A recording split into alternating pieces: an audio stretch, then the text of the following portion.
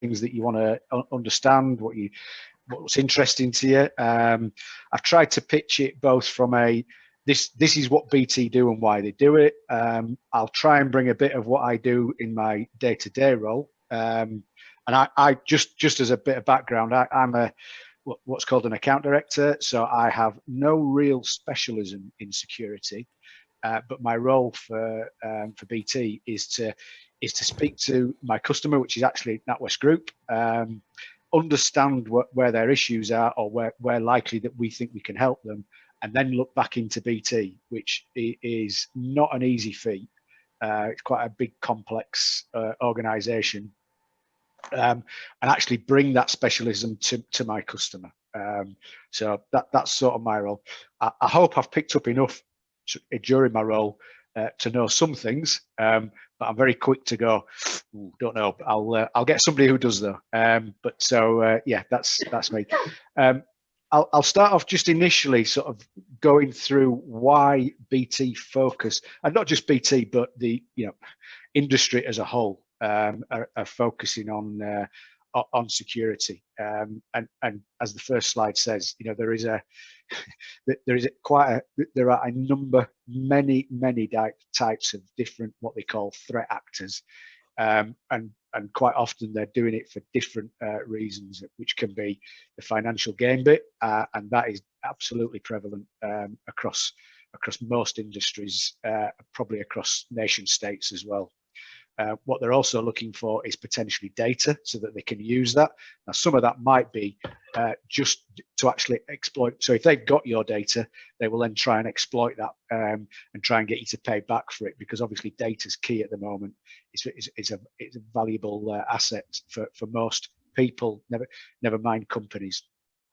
They even target companies' bandwidth, which is purely to stop them trading.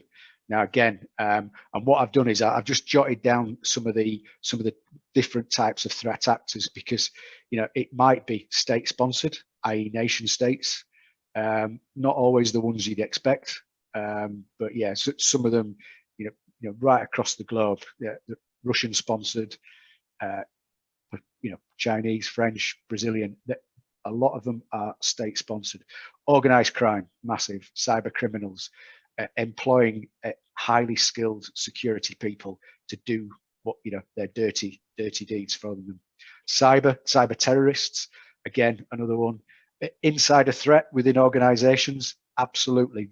If they know an easy way of getting into systems to exploit things, they do it. And then there's I've heard the term script kiddies. That's basically just somebody in their bedroom just playing, because that's what that's what switches them on and just causes problems.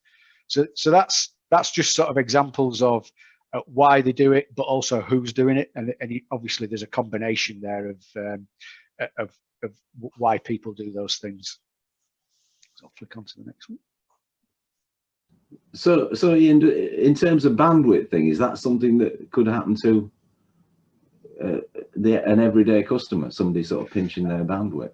Not that they would probably notice, but it's mainly for big organisations to stop. So if you think, it's becoming less of a situation now, because companies are moving from having their own massive data centres to actually going to the cloud. But when companies had their own data centres, they would obviously have probably just 2-3 key big data pipes in there. If they could flood those data pipes to stop traffic coming in and out, that stops them trading, and that's the lifeblood of their business gone. So it's mainly at larger organisations. What they do, what does happen is that they take over people's own private bandwidth and use that to bombard. So it's not just the bandwidth element, it's the fact that it's coming from many different IP addresses. So that can also confuse the situations. But no, probably not at a sort of small to medium enterprise level. I don't think it's quite as prevalent. Yeah, I guess with that in, so I get to what you were saying there, if they take over, say, everyday internet users, IP address or hack their device, then they could, I guess, use thousands of these across the network, or might have done in the past. So I suppose would it have an impact on the individual, or would they wouldn't even notice it? Would they? They might notice it, but maybe not. And with the Internet of Things, so as more and more of our own devices become linked to the internet, there is also potential there for things to be hacked to get into people's homes. I mean, I don't think more and more devices are getting connected to the internet, but I don't think we've got to that sort of mass yet that would cause us a problem. Yeah, potential threat in the future, I guess, isn't it? If people are securing their devices or anything connected to the internet properly with the right passwords, then it's not all of themselves need to worry about, but how they're being used or abused. And you know, this slide's talking about how we try and help. So customers have many things, and actually networks and security is not necessarily their core being, and probably doesn't even want to be. So what we try and do is take away that the knowledge and experience that's needed for that, and use that. So it's understanding our customers' business and their model, but also then what risks come with it, and making sure they keep agile as they move towards what I've said before, is in terms of moving to the cloud and the risks. So that brings its benefits, but it also brings its risk, because it's actually taking what was a closed perimeter where everything was inside firewalled off environments. It's now moving out into different environments. And I think, Vic, when we spoke last week, we talked about, you know, most of our emails now are cloud-based. And that's actually happening at big organizations as well. Office 365 is prevalent across most organizations. That is a cloud-based service. So immediately, you know, a lot of data that you're using is sat up in the cloud and not behind what would have been traditional protection. So it's understanding sort of, and as the sort of blocks say there, it's making sure you understand where the threats are coming from, where the likely threats are coming from, when they come, so that you can actually identify them and actually then remediate against them. So when they're happening, actually being able to see them, and that's often quite a correlation of different events that are going on, and actually understanding if something's happening over here, and that something else is happening elsewhere, that actually if you can see those in real time and correlate them, it actually means you're probably more likely to understand them and be able to protect against them. So it's ensuring that you plan for things happening, as opposed to having to try and be reactive all of the time. And that is one of our key roles in terms of understanding how that happens. Yeah. Will that be a case that if you're reactive, then you potentially actually too late? You more than likely are, yes. Yeah. So it's actually understanding it as it happens, and then actually then putting in remediation there and then, but also, you know, why was it that it actually managed to penetrate whatever controls that you had in place. So I suppose what you're saying is that these things have to be kind of set up in advance as like automated machine systems then, don't they, really? It's not something that we can... Yeah, I mean, I think automation and orchestration is something that's coming, so that actually once you see them, they actually get stopped at source. That's, I mean, it is happening, but it's not as prevalent as the actual detection. It's still quite a manual process. If breaches happen, I mean, a lot of controls are in place that do stop, but some of the breaches, they do need manual intervention. I suppose by definition, if they've breached, it's something that they've done that they've got around your controls that you hadn't necessarily wanted them to do. So what does this slide saying in terms of end-to-end security solutions? What does that exactly mean? Does that mean what you're talking about? You know, this intelligent threat assessment that's being looked for all the time and reacting to it. Yeah, so the threat intelligence and the decision engine is usually built around frameworks. There's one called MITRE ATT&CK. I think there's a NIST one as well. I can't remember what that stands for. But these are based around sort of built-up frameworks that people, so we understand where all the different threats are coming from. Then we build, so that the SOC is basically the operational, so that's the people side of things. And then the actual controls on the right-hand side there, they're the actual devices that are put in place, varying from firewalls to intrusion detection to various different controls that companies put in place to actually stop these things happening. And it's the sort of oversight of all of that and the policies that are put in place that we will help customers with. So I was going to kind of simplify that then here. So you've got the SOC, which is is that a group of people monitoring all these different tools and systems that are in place? Yeah, and alerts that they generate. Yeah. Okay, and then they then correlate all these different things that come in. Is that right? And then they then take a view from a manual perspective on what actually this means, or what is the threat or is the risk level that sits behind it? Yeah, and there'll be usually decision processes built into the systems to tell them what actions to take and things like that. So right. So I guess that's the process that sits behind it. And then sits, okay. Yeah. Right. I think this problem. So this is sort of trying to break it down into the different areas that we're building on. So networks have traditionally been sort of hardware based, but then moving to more software defined, which is the SD element of that. So it's but by doing that, it also is enabling usage of internet more for data networks, as opposed to having your own dedicated links. But that brings its own security issues with it. So it's how do you secure within that sort of traffic across public networks. There's the zero trust approach. It's been able to be dynamic when you see things happening.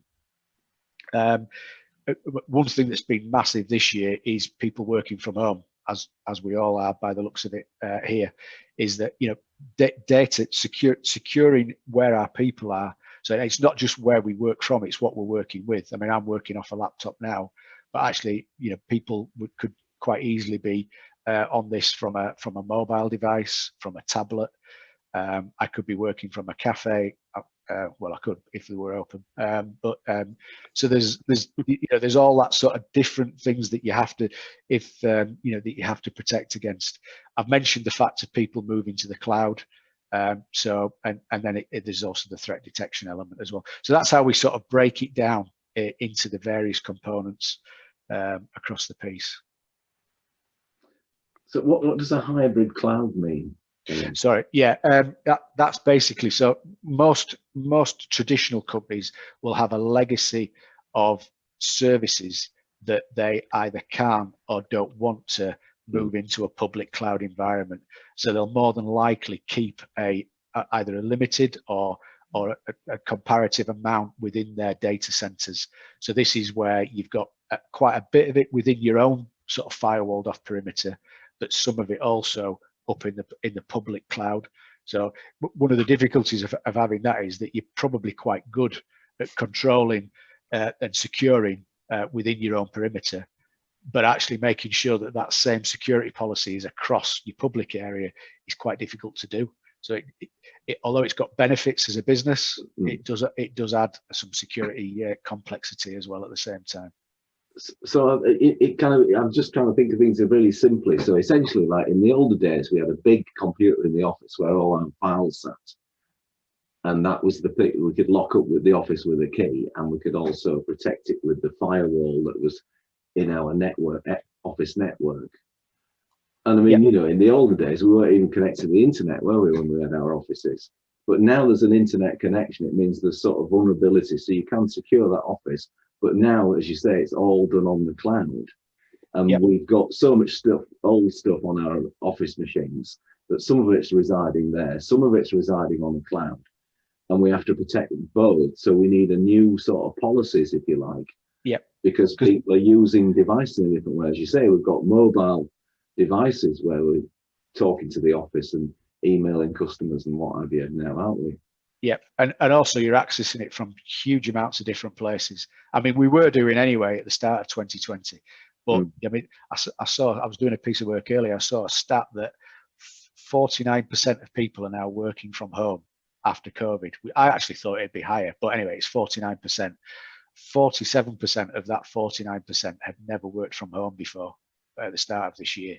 So even if we're not actually in work, you know, we're retired or something like that, you know, when we're at home using our networks and we're talking to various businesses to get services, in the background, these potential new threats have emerged because of all the way that office workers are actually using their machines now. Yeah. So that's something that we really perhaps do need to be aware of in terms of the escalation of potential threats. Yeah, and the threat's not always on data. It can come, and I come on further down around sort of personal threat. So I'll maybe cover it there, Vic. Okay. But I think, you know, sometimes it's not just the data thing. It's the fact that there'll be people come looking for data from you, and they can use all sorts of techniques to do that. It might be a phone call, it might be an email, it might be a text message. But these are just as prevalent in terms of threat, because what that do, if they then do extort this information from you by deceit, that can then be used either against accounts you've got with various organizations, your own personal accounts on email, you know. So there is different ways that this can be you know, become personal to you. Now let me ask you, what is an SD-WAN? Right, I think Andy might know this better than me, actually. No. Andy, help me out. Yeah, it's software-defined wide area network. Right, software-defined. All right, okay. So traditionally, networks would have been fixed, probably point to point, but they would have been hardware-based. You would have had like you have at home. You'd have had a router on the end of a bandwidth. On the end of a broadband line. Actually, and it would have directed you out. What's happening now with big organizations is they're putting a lot of it is software based rather than routed via hardware, but it gives them more flexibility because they can actually program the software. They can be more agile with it. It can give them greater flexibility as to where they want to connect to. As the cloud, yeah. I mean, you're right. I mean, another way, I guess, that's trying to a simple way, Doug, is that where like at home today, you've got a router, a broadband router, and you've got a physical line that plugs into that broadband router. So in the corporate world, that small hub, that small router, they have great big versions of that same thing, where each box is physically either a router or it could be a firewall. All these devices have got physical attributes, and that's how it used to be back sort of 5-10 years ago. These days, everything's running on software, so you don't need to have a box which is a broadband router, for example. That box could be just purely for firewall. I could be doing lots of things, but very similar to broadband in a way, but a bit more complex from a corporate point of view. And what corporates used to do, they had their own networks. They didn't use the internet much. Internet was just a way of getting customers to interact with them. But that's changed now because of the cloud and the move to the cloud. A lot of traffic that goes in the corporate network also goes over the network. So that ability with a network to decide, does it go over my corporate network? Does the traffic go over the internet? Does that traffic need to have special definitions on how we protect that data? And that's what the software-defined wide area network does. It uses the best, cheapest method of sending traffic depending where it needs to go to. If that makes sense. So if like a corporate's email is in the cloud, say Office 365, that doesn't physically belong to that business anymore. It's provided by Microsoft. So it doesn't make any sense for, say, somebody working at home to have to connect to that email via a business's own physical network. They might as well go straight over the internet straight to the Office 365. So it's a very dynamic networking effect. So depending where you want to access, depending where that resides, you use the appropriate method to connect over the network. Does that kind of make sense? Hopefully makes some kind of sense. It's what, in essence, in kind of simple terms, all it is you can define what your network looks like, and you define it in software, and you say what it looks like. Yeah, and you're not restricted by physical devices. That's one of the key things. So, yeah. Okay. So I mean, this is just trying to illustrate how we sort of build it as part of the overall business model. The cloud is obviously prevalent. Compliance in most industries, certainly in the finance industry, is massive. The regulator puts in a lot of obligations on these customers, and they have to, and security is a full part of that. So it's all around sort of protecting not just their organization, but also their customers, and they have to be able to demonstrate that they've got the full controls of that in place. So this is sort of how we build the end-to-end business model on understanding that. I think on the left-hand side there, what I've tried to do is demonstrate sort of some of the point solutions that BT get involved in, and that's from firewalls, that's from DDoS is distributed denial of service, so that's the flooding of pipes. And again, that can be from cyber criminals, nation states, and it does happen quite a bit. There are protections in place to help stop that, which are quite successful. Again, massively cloud-based, because they can stop them at source within the cloud. Yeah, I think that might be quite important actually, and it's kind of point out into it, because a lot of those things you're talking about there, they might have resided on somebody's network, but now they don't. They're sat within the internet, aren't they? So yeah, so it means any threats can be stopped before they even get to a customer. And touch wood, most of the time they are. So and actually, for some reason what's been prevalent this year is they've actually been doing more sort of ransomware threat with that. So ransomware threats can come with all sorts of different ways of doing it, from placing malware on your laptops within net. Say if you don't pay X, and it's usually quite a big sum, we will do a denial of service attack on you. Now, as far as I'm aware, in the UK, none of those have come to fruition. I'm not even sure if any of them have actually had any fact base behind them. But customers are that frightened of it happening that they do take them seriously. But so far, hopefully, I'm not aware of any in the industry that have actually succeeded. So. And I think what's key. So there's a huge amount going on there. But one of the key things I wanted to bring out was that actually what BT does is obviously a network provider, but actually it's more of a services provider, and it's an integration, what they call a services integration provider. So actually we actually partner with a lot of people and work with either directly or indirectly to make a lot of these solutions work. So right up at the top there, this is actually BT's classification because of the criticality with providers. So Microsoft, Cisco, and IBM are core and key to a lot of the services that we provide. This is from in a security environment, and then as you come down the stack, Fortinet, I work quite closely with because of what we do on the organisation that I work with, and they've got a fairly broad, but not quite as broad a solution set as the ones in the top tier.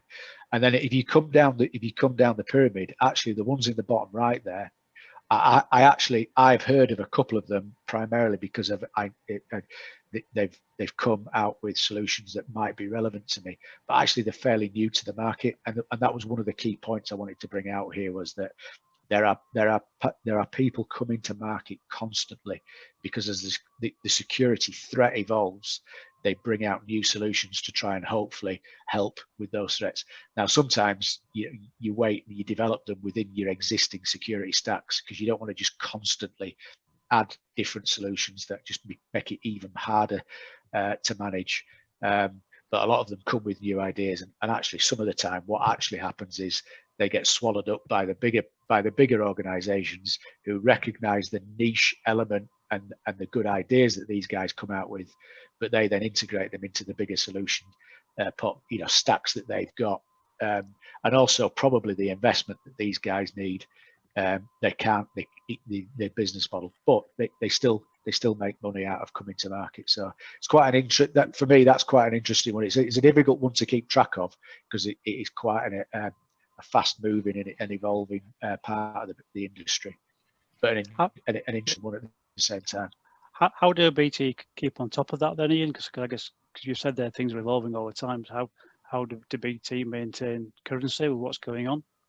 So we have what we call our cyber assessment lab, and I can't remember the stat, but earlier in the year I heard a stat that I think they assess to an extent about 200 startups every month. It might be every quarter. It was a lot anyway. And now there's some of those that they will. So we have a rolling view of some of the technology areas that we are interested in, because of what our sort of stated strategy is internally and what we want to develop. So we'll choose those primarily based on what we're building as a strategy, so that we would these help us. There may be others that personally I might try and push some into the assessment stack based on what I know my customers looking at, but that doesn't always.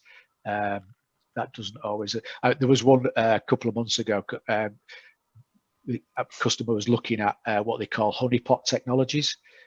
So as it sounds, it's basically putting something within your environment, within your network, which try and attract bad things, so people to attract them. People to attack them.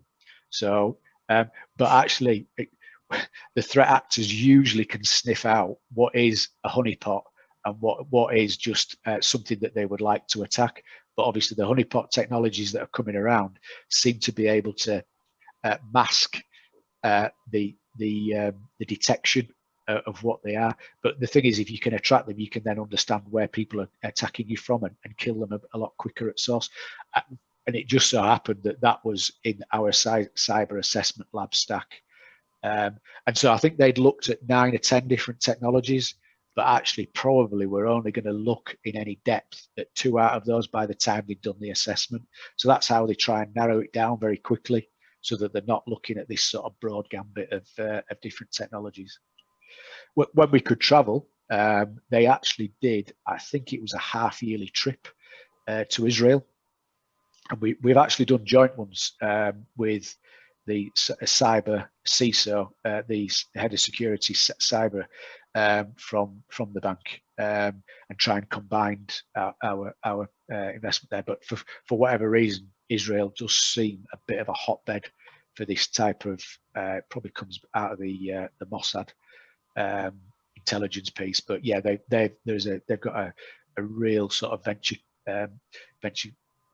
what's the word, approach to developing new ideas, and it's not just in security, it's contact centers and all that sort of good areas as well. But yeah, there is quite a lot going on there. So I mean, they have a national service conscription for the armed forces, don't they, in Israel? So it means that they automatically get people through the military. Yeah, and will obviously get the high flyers, the intelligent, bright people, filtered off into that line of work. So they've got a ready supply of top labour, aren't they, really? Yeah, I definitely think that is a major factor in it. And it's interesting, actually, the threat intelligence people that within the industry quite often come from an armed forces background, and that's just on a UK basis.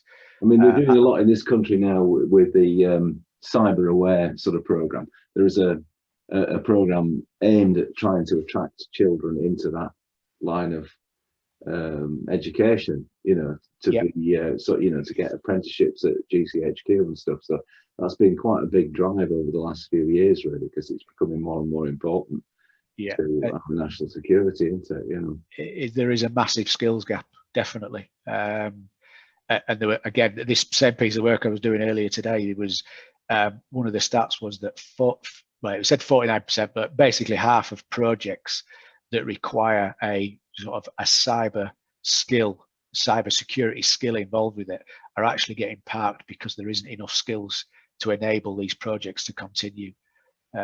So yeah, it is a big area of what in terms of trying to develop, and certainly BT has got a big drive to ensure that we try and get them at an early age. Coming out, graduation. So you have apprenticeship schemes as well, do you, Ian? We do, yeah. It's not. It isn't just sort of university. It's trying to get from a sort of school level as well. So it might be apprenticeship, it might be graduate, but yeah, combination. I mean, I was watching the BBC Click on this weekend, and it was especially talking about women in tech. And it was interesting because they were talking about the routes from people that go from boot camps. They call them boot camps, don't they? Where they just have these hacking sort of weekends and things of how they can get into industry. And so they were saying that a lot of new businesses are interested in recruiting people that have come through a non-academic route. Yep. Yeah, and also, I mean, there's an element of, particularly around cyber, what have you, is taking people from like psychology areas. So it's actually sort of a mindset thing as opposed to a technology set. I mean, there's a combination, but certainly looking at mindset and understanding why things are, why people are attacking and what have you is just or can be as important in certain roles as it is actually understanding the technology. So it's Yes, it really is. It's more psychological, I would say, than technological. Yep. In terms of the stuff that I've learned, hacking is making something work differently. Yeah. That's the definition of hacking. So for me to be able to be a good hacker, I need to comprehend people's behavior. So comprehending people's behavior, I'm able to hit the points that I need. So I don't need much knowledge in terms of a wide range of knowledge of technology, but I just need to know people's behavior. I don't know, and I'll just bring one point, and you carry on, Ian. There is something that is called, it's got few names. I'll try to share it here for a second. Just give me 1 second. Oh, let me stop you there 1 second. Yeah, no, where is it? And I'll bring you back in a minute. So we have, and this is an excellent point, and this is psychological. It starts with the FBKS. Have you ever heard that, guys? No. No. So it's failure between the keyboard and the seat. Failure before the keyboard and the seat. There is another term for it. It's called P back. But let me just get it here. This one. And it seems that why is it? Oh, why I lost control of my computer now. You see?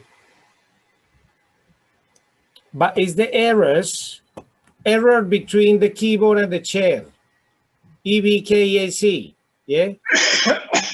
So for us to be able to hack anybody, because that's one of the things that I and let me just whenever Ian wants to share his screen.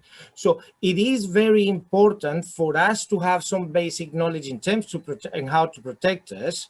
We don't need much knowledge in terms of technology.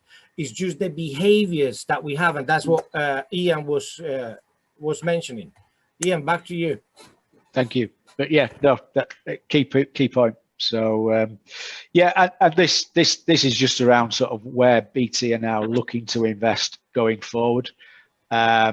certainly the sort of automation and orchestration, user behavior analytics, I suppose, just to sort of back up the point we were discussing there. So actually, you know, we can look at the behavior of people across networks and understand why things, and if things actually alter, we can spot that. And usually if something alters, it means that there's something different going on, and it probably needs investigating. And then there's a thing there around, you know, sort of Microsoft is quite a key partner. We're going to be managing and investing with those. So yeah, just some of the areas that BT are looking at going forward. And the automation and orchestration will start to build on machine learning, artificial intelligence. These are quite key areas in terms of making it more affordable, but more accurate in terms of the way that we can defend us, not just defend ourselves, but, you know, everybody defend themselves, really.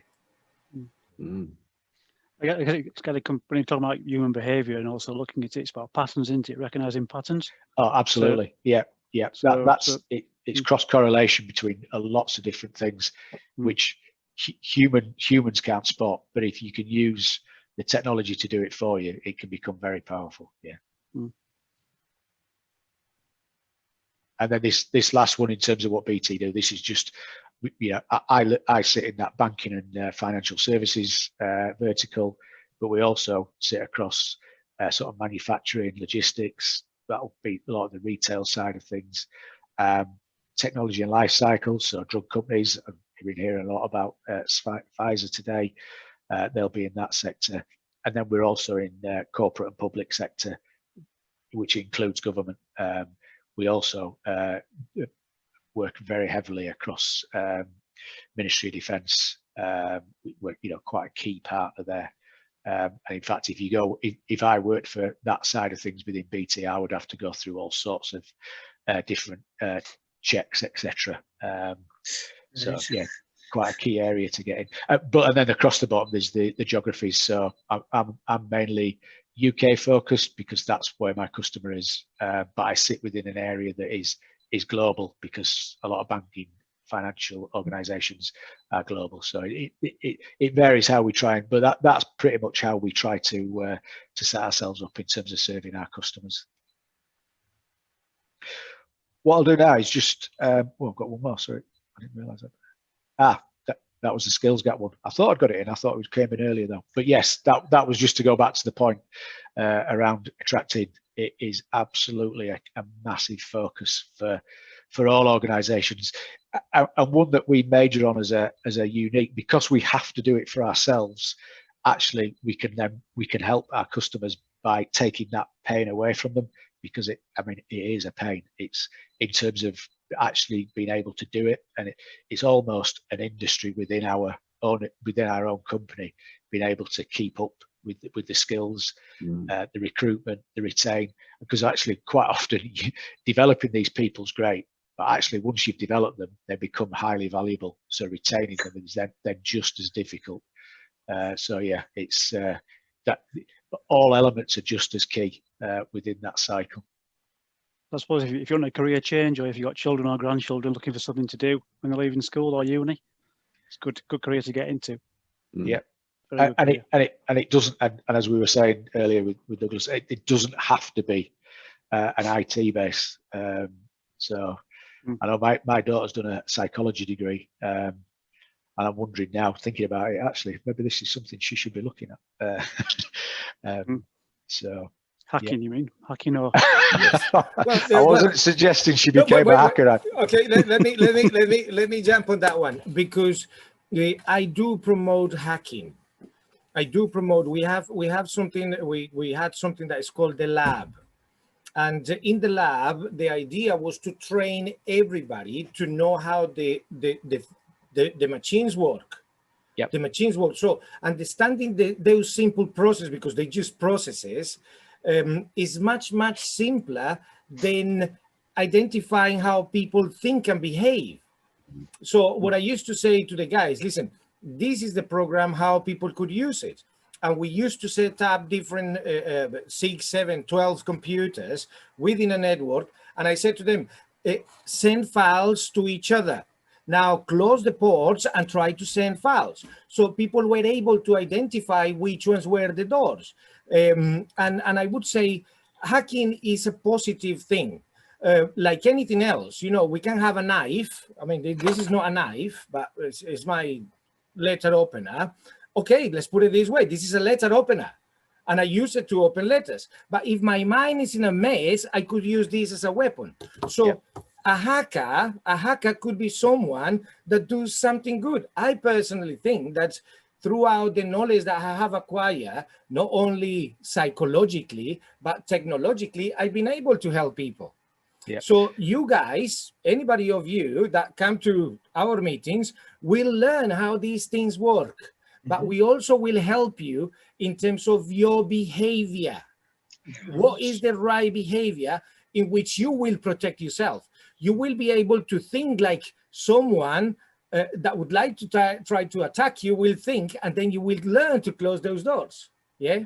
A big part, a big service, a big part of BT security portfolio is what we call ethical hacking, and it's exactly what you've just said there. So we will try and get into our, with their permission. We would never do it without, but a customer will employ us to try and get into their systems.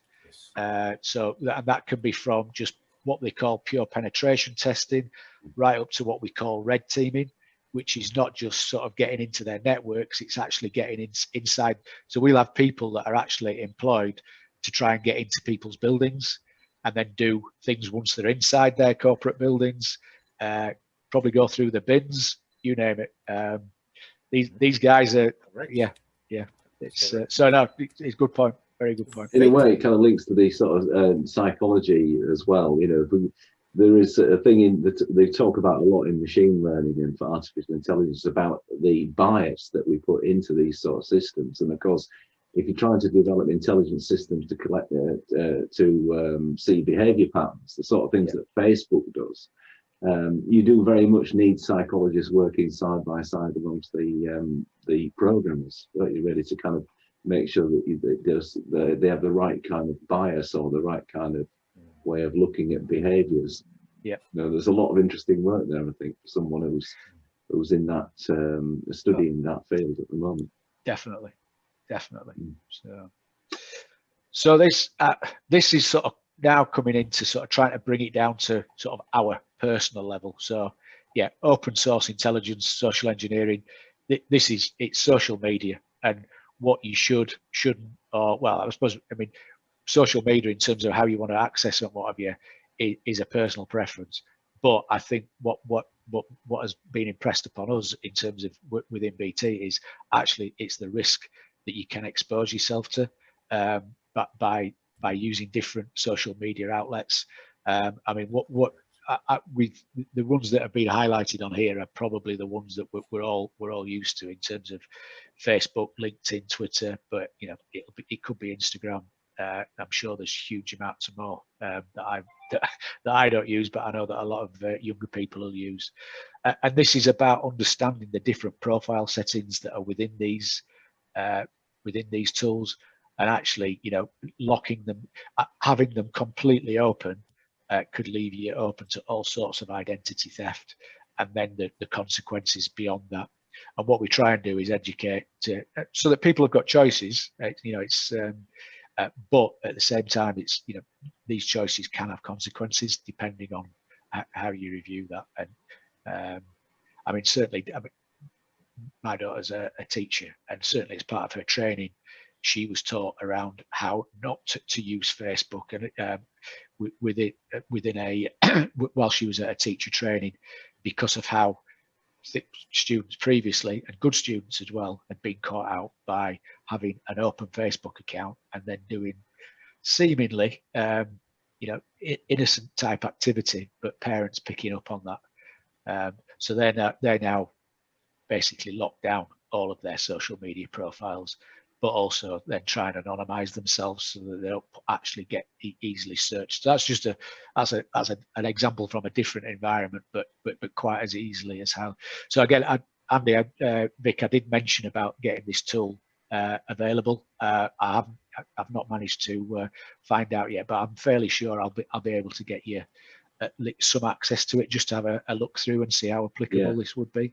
Yeah, it looks very interesting, that, because I think you know, it's one of the areas I think that a lot of smaller businesses will struggle with. If you're working in government, or say working in teaching, it's very much regulated by sort of large authority areas, and so they have social media policies, and they have kind of contracts that they have with their employees that kind of restrict those things. And as you say, you've got like in BT, you know, you're going and you're providing these guidelines for your staff, and key senior people probably get regularly tested to see what their profiles look like.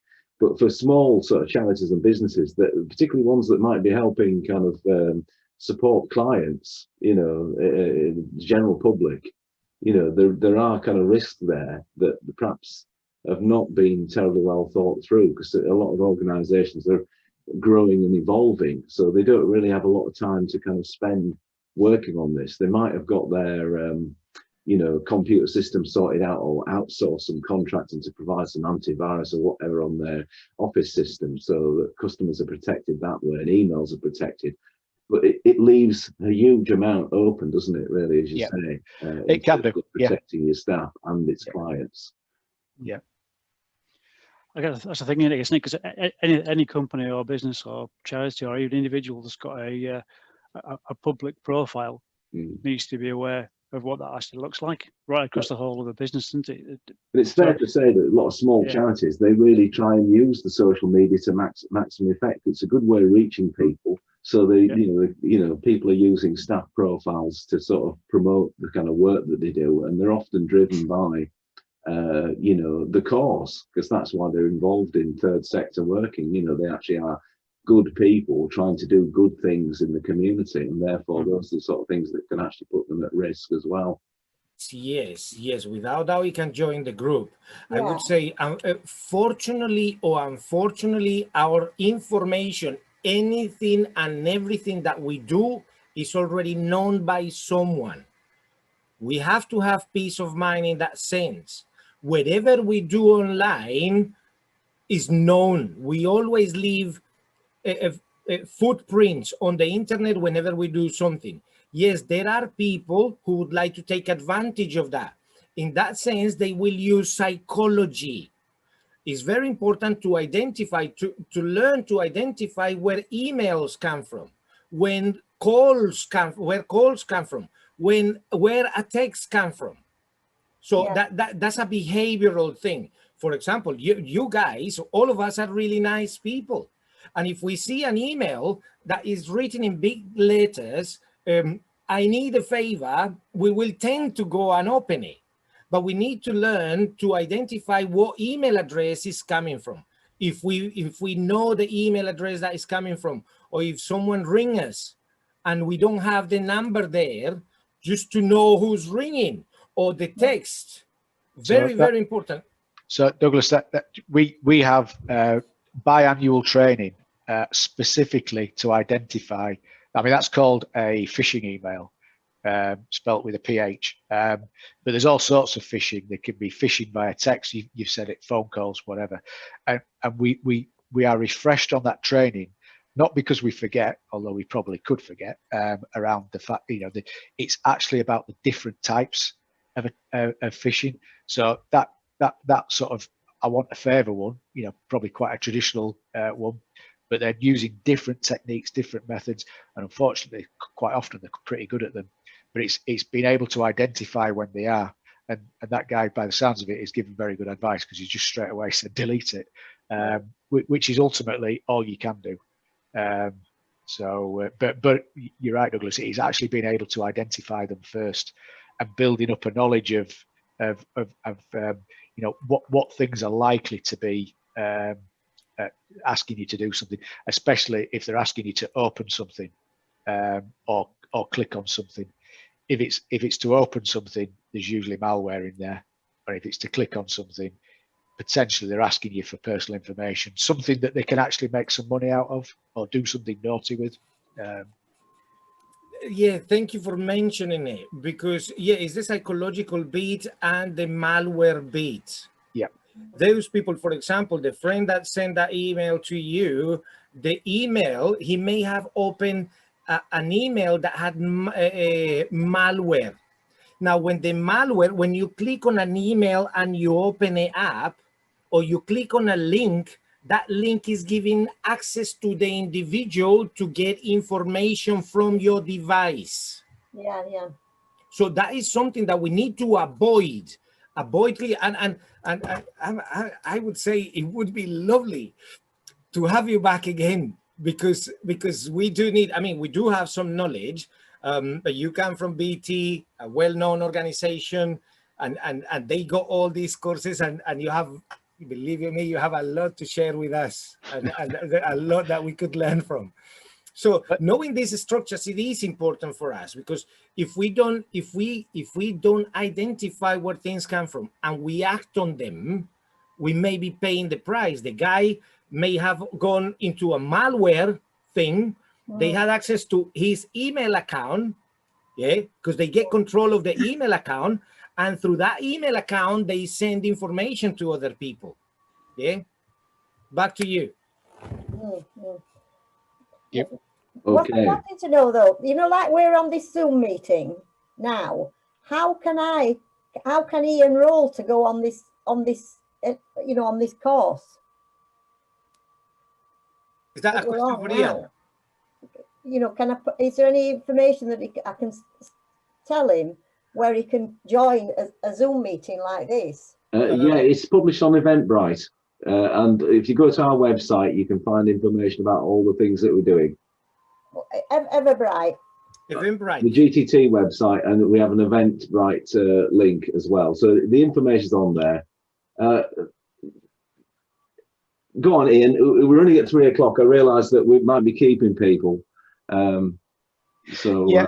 So I've only got 2 more slides. So this one was just trying to sort of identify, and actually that last conversation probably is just as valuable, if not more valuable, than some of the points I was going to, because actually you've just brought to life a real life situation there. But again, you know, there's different ways. So a spearfish there is so that phishing that gentleman had got was probably quite a broad. I just want a favour. Actually, the spearfish in the middle there, which was a British Airways example, was actually how somebody had used a specific piece of from a corporate company and used their email format to try and sent it to a broad number of people. And actually, if you click on that redeem the birthday offer, that doesn't go to British Airways. I see. That goes somewhere else. And before you know it, you're giving across probably your bank information, but you know it might not be. So if you and they don't need many people to fall for it, and they've made money, substantial amounts of money, and you know people do it through fake social media accounts. So there's a multitude of ways of doing it, and it's just being aware that that's out there. And then the last thing was sort of doing is actually some of the coaching that we do for people. And Vic, you mentioned about doing it for senior people. This is probably quite prevalent across big organizations in terms of, because certainly, you know, senior exec will be targeted all of the time. I mean, I think we're all targeted to some extent at some point or other, to lesser or greater extents, whether it's in our personal life or in our work life. But I certainly think senior execs within big organizations will definitely be taken through this type of training. So yes, so it's all interesting. And to that lady's point, email is one of the areas that they'll get warned about in terms of what could come through, what to be avoided, what to be wary of. So in a way, we're kind of encouraging people to kind of perhaps do a bit of a review of lifestyle behaviours, and particularly your accounts.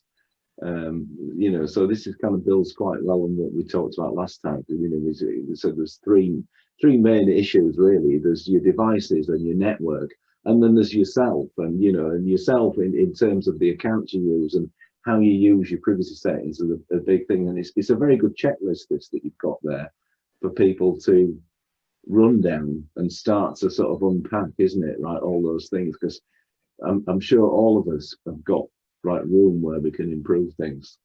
I'm looking at the passwords one there, Vic. I mean, the amount of passwords you have to have nowadays, and I'm fairly sure that I mean, I do try and vary mine. I do try and change them quite regularly, but keeping a track of them and remembering them is a nightmare. Sorry, Douglas. And GTT have the best way that you can develop your passwords and not spending a penny and remembering them all the time. Perfect. So if you want a course in terms of how to develop your passwords in a way that you remember them all the time, come to our courses. I might come to that one. Yeah. It'll be a privilege to have you around. It's been a privilege today. You brought a fantastic information. It's been fantastic, Ian. Yeah, thank you so much. Right, it's running late. I don't know whether people have got chance for a quick question. Whether people want to stay for any quick questions, or whether they have pressing things to get to. Sue, I think Sue wants to ask a question. Yeah, I was going to make a point earlier, and it's gone now because we were just in the midst. I think it was. Just about the emails that Pat, you mentioned, and I think one of the sort of key things that we sort of look at is if you get an email that looks as if it's from somebody that you know, if the style is different, so say if everything is in capital letters or something like that, if it's different from how an email they would normally send, how it looks, immediately be suspicious, because chances are there could well be something dodgy in there. You know, if somebody's emailing you in capitals and they would not normally do that, or if it started off with an email saying hi Pat and normally it'd be dear Mrs. Brown or whatever it is, you know, it's like things like that to be aware of as well. I mean, I've got them from Boots, and the the writing isn't it isn't, and it's saying we've got a gift for you sort of thing. Yeah, of course I don't open it, but it's not in the normal print, it's the lettering's different. Yeah, that's it's things like that are a good sort of indicator as well. I liked the sorry, where have you gone off screen, Ian? We work with quite vulnerable families, adults and children, so we're mindful about, we're trying to pull together some information about staying safe on social media, which is key. So some really good points there as well that I'll be able to take away and will be helpful from our point of view as well. If Ian can make available that tool, that's something that we will perhaps try and provide the link and share. Yeah, okay. That would be awesome. Try and get that across, Vic. Barbara? I found out with mobile phones, with text, if you get a text, that often if it's a number that's there, not actually start with the text, but a telephone number, it's not always good to open. Could be a premium rate number or something, so it's seen there. Yeah. Okay. Last weekend I had 2 messages which I think was not good. It was a bank. I think a lot of people are getting them at the moment, saying that they found my information is linked with someone else's, and it was a bank I don't even bother with. I think it was Lloyd's, so I just deleted them. Yeah, good. Yeah, that's right. Okay. Yeah, and you're talking about that BA email, which was a fake one. Yeah. What's the actual mechanics? Can you actually find out? Is there any way of finding out just by looking at it or examining it to tell whether it's a fake or not? Well, am I making myself clear? Yeah. No, I think Sue made a good point around. Sometimes they use different formattings, they use different text. Quite often, the spelling is bad because somebody's manually put it together. You can actually quite often, so the bit where they'd asked you to click, if you hover over that without clicking on it, you can actually see where it's trying to direct you to. Okay. And quite often it's directing you to some quite obscure site, and certainly not a BA site. So I think there's a number of different areas that you can try and check through. I mean, your instinct might actually tell you straight away, this does not look right. and then you can start to look through sort of those different areas that Sue had said. Sometimes you can tell from the link that's on there. Right, thank you. Could I Barbara? again? I have WhatsApp that we join up with, and I have some kind of, again, it's a number that's come up, and it's a video that's on there, and I received it a few days ago. I think myself it may be from a friend in Malta, because she tends to use this number. I can't just think at the moment what to start with. I know there's a 3, I don't know if it's a 5 and a 7, but it's not, I've looked through and it's not the exact phone number that she usually uses.